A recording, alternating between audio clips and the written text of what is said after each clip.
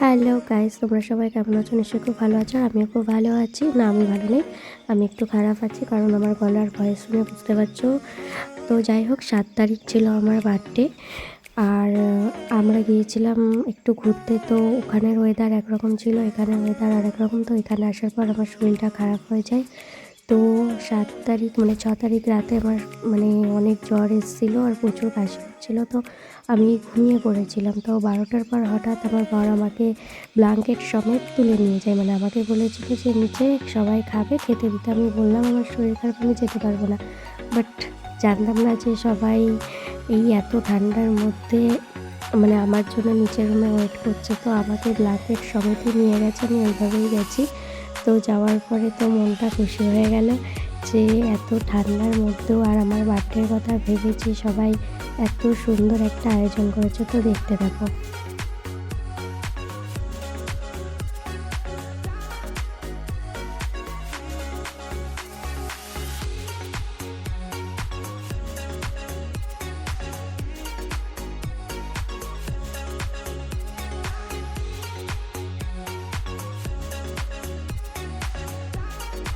সবাই নাকি আমার জন্য সারপ্রাইজ গিফট রেখেছে। তো দেখো কি কি সারপ্রাইজ দিচ্ছে আমার।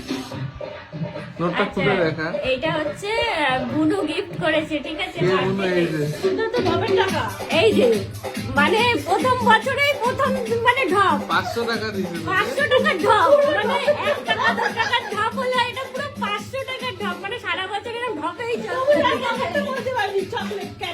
আর এই যে ছোট মা দিয়েছে একটা চকলেট, সে মনে হয় ভাগে বাবু কিনা ঠিক নেই, কিন্তু যাই হোক দিয়েছে, ঠিক আছে? কিন্তু এই বছরের প্রথম এই ঢপটা কি ঠিক হলো? হ্যাঁ, মামুনি আনতে গেছে। নিশ্চয়ই পান খাওয়া শেখাবে, আমি খাবো। দেখো আমার বার্থডে কত বড় বড় গিফট, এটা দেখি রাত্রিরে এটা খেয়ে শুয়ে পড়বো। আর রাত্রিরে আমি ডিনার করবো না, আমার এটাই হয়ে যাবে। তুমি কি দেবে? তুমি কিছু দেবে না, এটা ওর সব।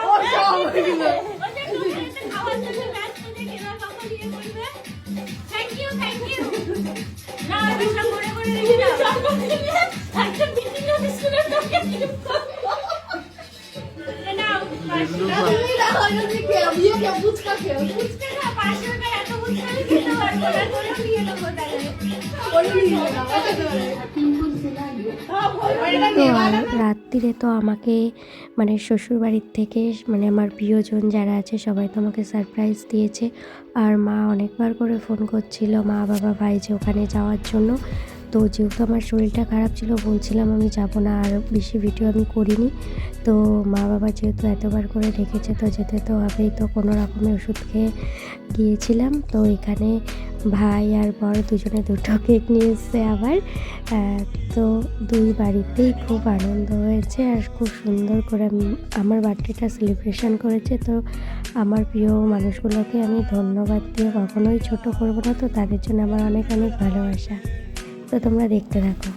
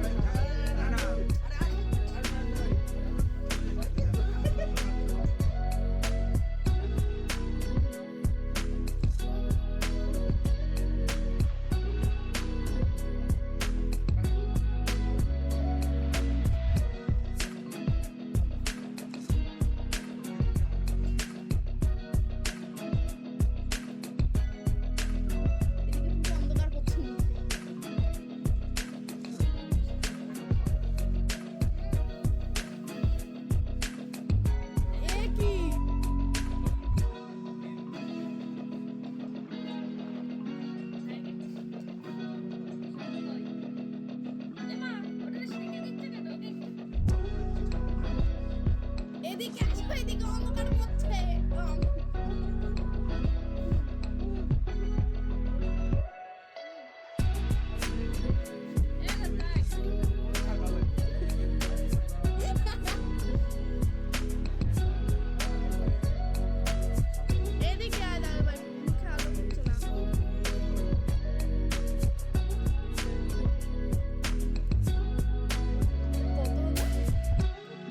তো তোমরা দেখতেই পেলে দু বাড়ির থেকে আমার বার্থডে সেলিব্রেশন হয়েছে।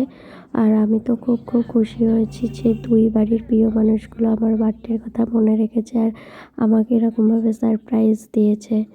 তো সবাইকে নিয়ে এইভাবেই ভালো থাকতে চাই। তো তোমাদের কেমন লাগলো জানিও। টাটা, ভালো থেকো।